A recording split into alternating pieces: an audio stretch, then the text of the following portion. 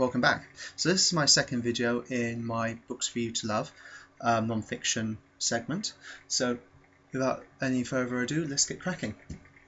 Okay, the first one is an interesting little eccentric series. It's by Ben Le Vay, and that is the, well, it really is just called the Eccentric Series. He's got volumes for Oxford, which is this one, a volume for Cambridge, a volume for London, and a volume for Great Britain as a whole. What is this about? Basically, Ben Le Vay this is a travel guide at the end of the day, but it's one with a difference, because he goes into the background of Oxford, of the eccentric stories, the eccentric people that have been in the city, the oddities that occur, the little rituals and ceremonies.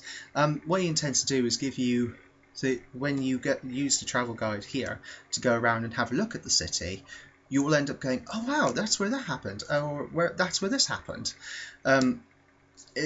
It's really good. So he starts off by doing the eccentric history of the people of Oxford, of colleges and things like that, and then he actually goes on to describing Oxford as a whole. He still gives funny little witticisms in it, but it's also a very informative non-fictional guide to the Oxford city as a whole, and he has got some maps and images in here as well.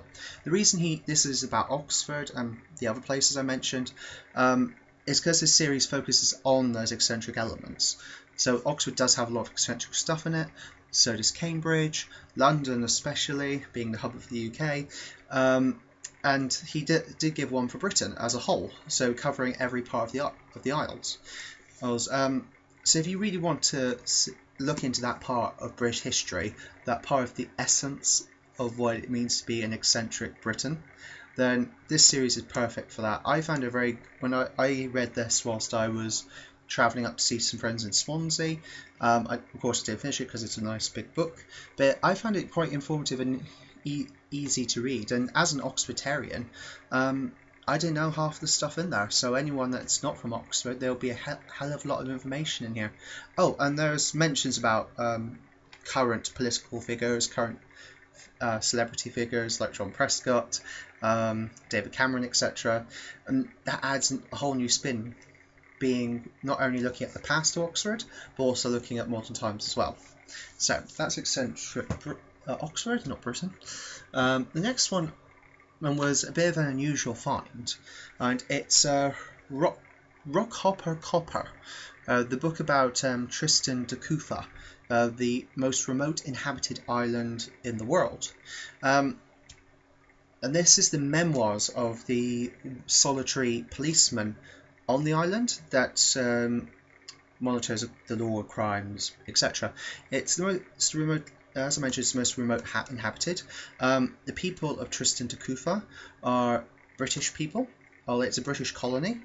It only has a maximum a couple of hundred people there at a time, and it's got 8 different families that live on the island.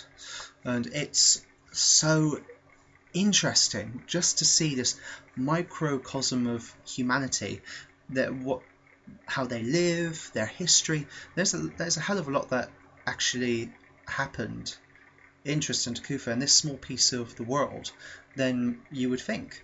And so it's divided into chapters. It talks about the history of the island, the people of the island, the general things which they get up to. It has some reports on conservation in there, which was interesting, but it started going to figures and things, which wasn't so interesting. But it also has a segment on the myths and legends of the island, which there's more myths and legends and weird things that have happened than you would actually think. So it has a look into a unique little society. It's fantastic. Again, there's great little pictures and stuff in here to have a proper look at what the island looks like. There's a map of the island as well. And the other thing is, every copy of this book supports the people of Tristan da Cunha. They have a number of industries, postage stamps, special postage stamps they do, a cannery for fishing cannery and stuff. But of course, they're a small community, so every little penny helps. So, lend it from your local library, or just get your own copy like I have. It's a great little read, and it's great to share with friends as well. So the last one I have for you today, now this is another holiday read, bit of a bigger bulky one. When I went to Gran Canaria for a week a few years back, literally, even for a quick reader like me that had so much time in the day to read as we were all relaxing, this took me nearly a week to get through. And that is 1,000 Years of Annoying the French. And it's by Stephen Clarke. So funny at the end of the day.